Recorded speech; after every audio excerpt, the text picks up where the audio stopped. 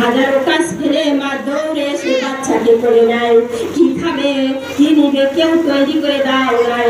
আল্লাহ রাব্বুল আলামিন বলেন, বান্দারে ও বান্দা, তুমি দুনিয়ায় আসার আগে খাবারের ব্যবস্থা আমি আল্লাহ করেছি।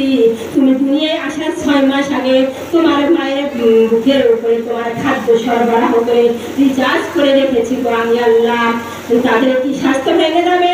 এখনকার মা পাখিরা আমার বাচ্চাকে দুধ খায় না, তাদের স্বাস্থ্য নষ্ট হয়ে যাবে গো মায়েরা আমার। অনেক মায়েরা বাচ্চাকে দুধ দেয় না, তাদের ঠিক নয়, এটা ঠিক নয়। এর জন্য সন্তানের প্রেম শক্তি হয় না, মায়ের জন্য পায়ে পারে না, মা বলে আম্মু বলে তারা ডাকে না।